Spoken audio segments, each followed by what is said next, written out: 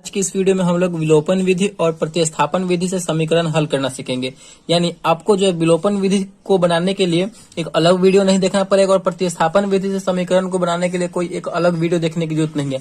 आप सिर्फ इसी एक वीडियो में विलोपन विधि और प्रतिस्थापन विधि से समीकरण को हल करना सीख जाएंगे। बहुत ही इंपॉर्टेंट है विलोपन विधि और प्रतिस्थापन विधि, क्योंकि आपकी 10th क्लास के एग्जाम में 100% चांस रहता है कि विलोपन विधि और प्रतिस्थापन विधि से क्वेश्चन पूछा जाता है और वो क्वेश्चन 5 नंबर का होता है। ठीक, और दोनों को बनाने के बाद लास्ट में हम ये भी जानेंगे कि विलोपन विधि और प्रतिस्थापन विधि दोनों में क्या डिफरेंस है, क्या अंतर है। ठीक, तो चलिए सबसे पहले हम इस समीकरण को जो दिया हुआ है, इस समीकरण को हम विलोपन विधि से सॉल्व करते हैं। तो ये हमारा पहला समीकरण क्या है, 3x + 4y = 10, यानी हमारा ये पहला समीकरण हो गया।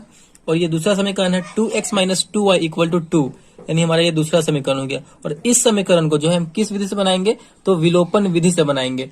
तो चलिए समझते हैं कि विलोपन विधि में हमें क्या करना होता है। देखिए, विलोपन विधि में जो है आपको कोई एक पद यानी एक टर्म जो है कैंसिल करना होता है। जैसे कि यहाँ पे दो वेरिएबल दिया गया, एक x वाला है और एक y वाला है, दो वेरिएबल है, तो किसी एक वेरिएबल को आपको यहाँ से लुप्त करना रहता है। विलोपन का मतलब क्या है, विलोपन कर देना यानी छुपा देना।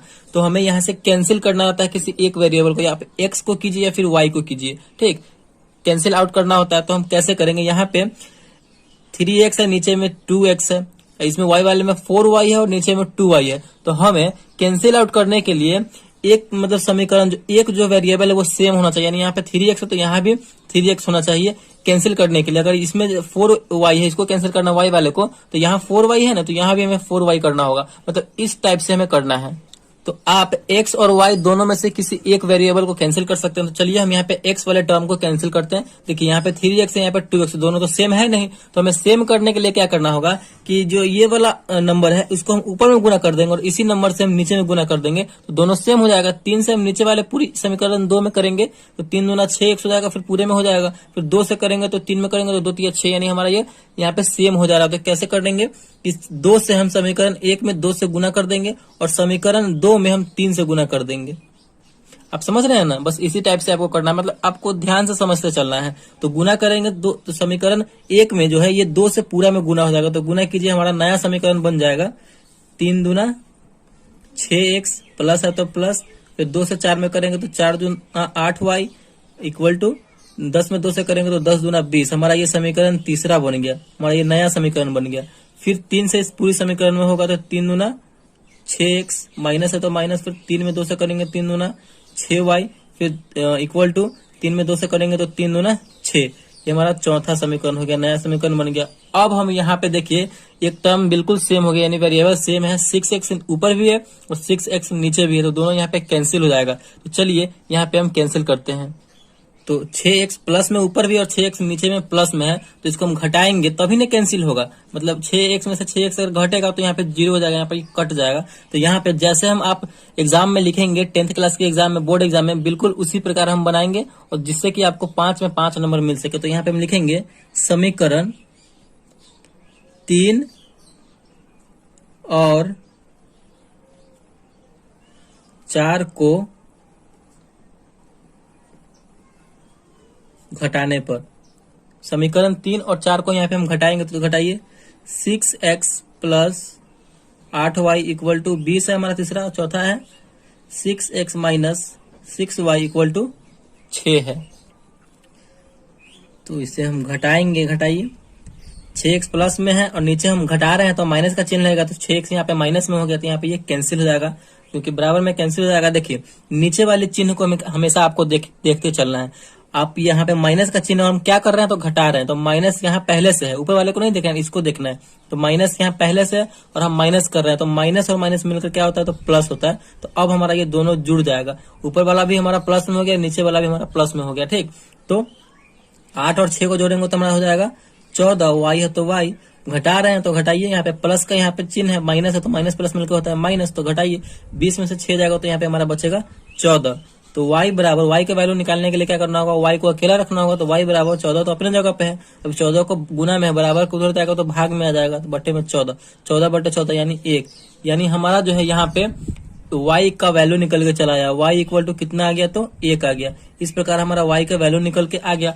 अब हम इसी y की मदद से समीकरण 1 में या फिर समीकरण 2 में y का वैल्यू रख देंगे तो हमारा x का वैल्यू भी निकल कर चला आएगा। तो चलिए हम समीकरण 1 में आप या फिर 2 में किसी में भी रख सकते हैं। तो समीकरण 1 में हम इस y का वैल्यू रखते हैं।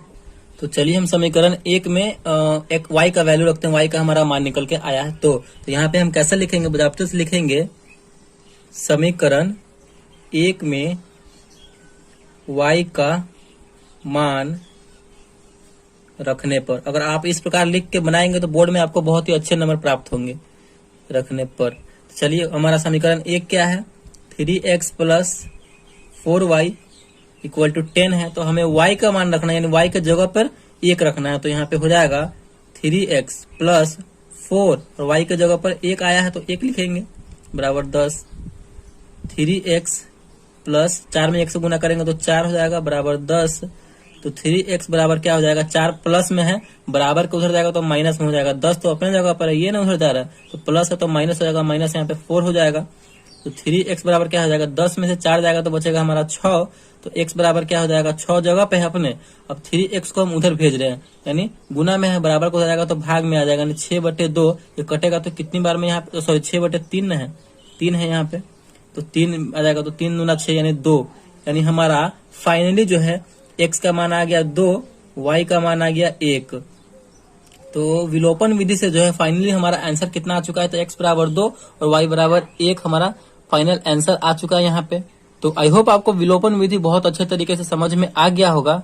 तो हमें विलोपन विधि में करना क्या होता है कि आपको एक टर्म को, यानी एक वेरिएबल को आप x को कैंसिल आउट कर सकते हैं या फिर y को कैंसिल आउट कर सकते हैं। अगर हमें y को करना होता तो यहाँ पे हम क्या करते हैं कि इसमें y वाले में, ऊपर वाले में 2 से गुना कर देते तो ये मिलकर हो जाता 4 दूना 8, और नीचे वाले समीकरण 2 में हम 4 से गुना कर देते, तो 2 में 4 से करते तो 8, हमारा ये दोनों बराबर हो जाता 8। तो इसको हम कैंसिल आउट कर सकते थे। आप x को कर सकते हैं या फिर y को कर सकते हैं।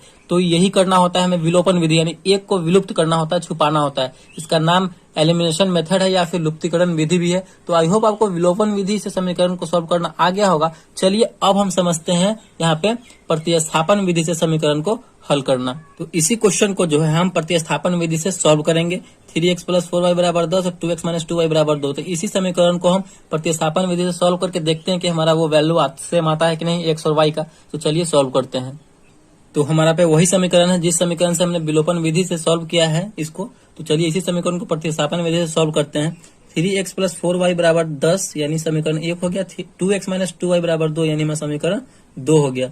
तो विलोपन विधि में हमारा क्या था कि एक पद को हमें कैंसिल आउट करना होता था, यानी छुपाना होता था, ठीक। लेकिन प्रतिस्थापन विधि में वैसा नहीं है। प्रतिस्थापन विधि में क्या है कि हमें कोई एक पद, यानी कोई एक वेरिएबल का जो मान निकाल करके उस दूसरे वाले इक्वेशन में रखना है। जैसे कि अगर हम इस समीकरण 1 का जो है x का वैल्यू निकालते हैं तो इसी x के वैल्यू को हमें समीकरण 2 में प्रतिस्थापित करना है। वही हमारा प्रतिस्थापन विधि हुआ, ठीक। अगर आप y का निकालते हैं समीकरण 1 की मदद से तो इसी y का वैल्यू जो है जो निकाल के आएगा वही हमें समीकरण 2 में प्रतिस्थापित करना यानी रखना है। वही हमारा प्रतिस्थापन विधि हो गया। इंग्लिश में अगर हम बात करें तो इसे सब्स्टिट्यूशन मेथड हम कहते हैं। तो चलिए हम प्रतिस्थापन विधि से इस समीकरण को भी समझते हैं। तो चलिए आप जो है किसी एक का वैल्यू निकाल सकते हैं, x का या फिर y का। तो चलिए हम x का ही निकालते हैं। तो यहाँ पे हम समीकरण 1 को ले रहे हैं तो यहाँ पे हम क्या लिखेंगे, समीकरण 1 से समीकरण 1 को लिए हैं। तो समीकरण 1 क्या है हमारा, 3x plus 4y equal to 10 है। अब इसी में से हम x का वैल्यू निकाल रहे हैं तो क्या करना होगा, हमें इस टर्म को अकेला छोड़ना होगा। तो 3x बराबर क्या हो जाएगा, हम 4y को उधर भेज रहे हैं तो 10 तो अपने जगह पे है, हम उसको भेज रहे हैं उधर, तो ये प्लस में है, उधर जाएगा तो माइनस में हो जाएगा 10 माइनस 4y।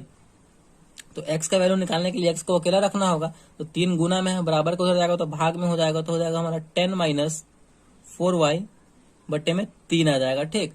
अब हमारा यहाँ पे x का वैल्यू यहाँ पे ये निकल के चला आया। अब इसी x के वैल्यू को हम समीकरण 2 में x के जगह पर पुट कर देंगे। तो हमें क्या लिखना होगा आगे, तो हमें यहाँ पे लिखना होगा समीकरण 2 में x का मान रखने पर। समीकरण 2 में हम इस x का मान रखेंगे। तो चलिए समीकरण 2 हमारा क्या है, 2x minus 2y equal to 2 है। अब इसी x के जगह पे हम ये वाला वैल्यू रखेंगे, ठीक, ये वाला मान रखेंगे। तो रखिए यहाँ पे हम रखेंगे तो क्या हो जाएगा, 2x की जगह पर रखेंगे ये हमारा 10 माइनस 4y बटे में 3 माइनस 2y बराबर 2। इसे हम सॉल्व कर देंगे तो यहाँ पे हमारा सिर्फ एक y वाला टर्म बच रहा है, तो हमारा y का वैल्यू यहाँ से निकल के चला आएगा। ठीक, इसी प्रकार आपको करना है, बस आप समझते चलिए कि किस टाइप से बन रहा है, किस तरीके से ये बन रहा है। ठीक, तो चलिए गुना कीजिए, यानी इस 2 से हम इस पूरे वाले में ऊपर वाले में गुना हो जाएगा, तो 10 में 2 से करेंगे तो 10 दूना 20 माइनस 4 दूना 8y बटे में 3 माइनस 2y बराबर 2। इस 2y के नीचे कुछ भी नहीं है, तो इसका मतलब क्या 1 है, तो हम 3 और 1 का एलसीएम लेंगे तो हमारा कितना होगा, 3 और 1 का एलसीएम तो 3 ही होगा।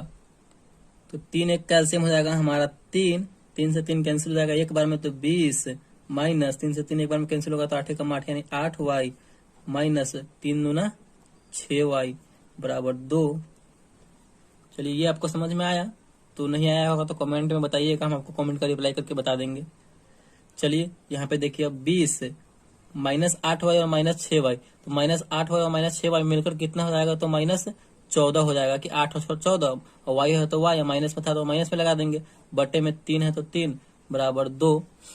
ठीक, उसके बाद क्या होगा, उसके बाद देखिए इस 3 को हम उधर भेज देंगे, क्योंकि ये भाग में है, बराबर को उधर जाएगा तो गुना में हो जाएगा, तो 20 माइनस 14 y बराबर 2, और भाग में है बराबर को हो जाएगा तो गुना में, तो 3 गुना हो जाएगा 6। तो यहाँ पे हम y का वैल्यू अब आराम से निकाल लेंगे, तो माइनस 14 y बराबर, इस संख्या वाले को संख्या वाले के साथ रखेंगे तो 20 इधर है, प्लस में है बराबर को हो जाएगा, तो माइनस में 6 अपने जगह पे है तो माइनस 20 हो जाएगा। तो यहाँ पे देखिए माइनस 14y बराबर क्या हो जाएगा, माइनस 14, क्योंकि 6 में से 20 घटे, कम में से ज्यादा घट रहा है, तो यहाँ पे माइनस में आंसर आएगा। तो माइनस इधर भी है, माइनस इधर भी है, बराबर के दोनों ओर माइनस है, तो माइनस माइनस कैंसिल हो जाएगा। तो यहाँ से हमारा y का वैल्यू निकल के चला आएगा, y बराबर, y का वैल्यू निकालने के लिए y को अकेला रखना होगा, तो 14y है, तो y बराबर क्या हो जाएगा, 14 तो अपने जगह पर, इस 14 गुना में लगा हुआ है, बराबर किधर हो जाएगा, तो भाग में हो जाएगा, 14 बटे 14 कितनी बार में कटेगा, 14 से भाग देंगे तो एक बार में कटेगा। तो यहाँ पे हमारा फाइनली जो है y का मान निकल के चला आया।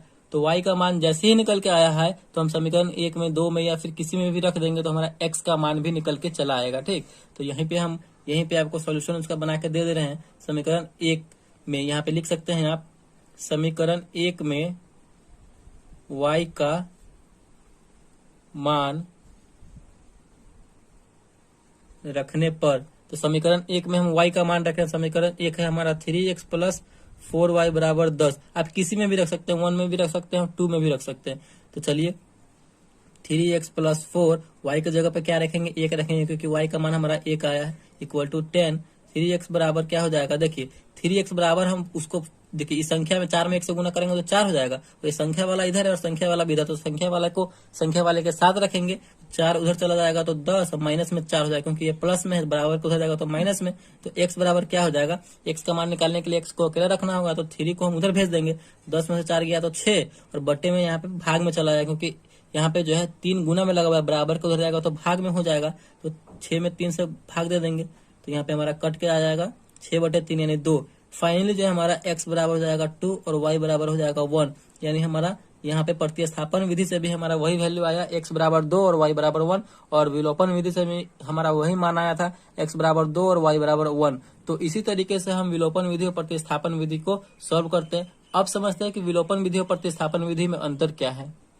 देखिए विलोपन विधि में क्या करना होता है कि विलोपन विधि में हमें एक पद को, यानी एक वेरिएबल को आपको विलुप्त करना रहता है, यानी छुपाना रहता है। विलोपन विधि का मतलब ही वही है, यानी एलिमिनेशन मेथड, यानी हम आप एक्स को कट कर दीजिए या फिर वाई को कट कर दीजिए, जो आपको मतलब, लेकिन दोनों सेम होना चाहिए। ठीक, और प्रतिस्थापन विधि में क्या होता है कि आपको किसी एक का वैल्यू निकाल करके, किसी एक या टर्म का, यानी एक्स का या फिर वाई का वैल्यू निकाल करके दूसरे समीकरण में प्रतिस्थापित करना, यानी उसका मान रखना, वही हमारा प्रतिस्थापन विधि हुआ। विलोपन विधि में आपको छुपाना है और प्रतिस्थापन विधि में आपको उसका मान उठा करके दूसरे समीकरण में प्रतिस्थापित करना है। बस यही डिफरेंस है प्रतिस्थापन विधि और विलोपन विधि में। एकदम 110% एग्जाम में पूछा ही जाता है, तो दोनों को अच्छे तरीके से आप समझ ही लीजिए। तो आई होप वीडियो आपको बहुत अच्छे तरीके से समझ में आ गया होगा और विलोपन विधि और प्रतिस्थापन विधि से समीकरण को हल करना सीख गए होंगे। तो वीडियो अगर आपको अच्छा लगा और पसंद आया तो प्लीज वीडियो को एक लाइक कीजिएगा, और चैनल पर नया है तो चैनल को सब्सक्राइब जरूर कीजिएगा। Thank you.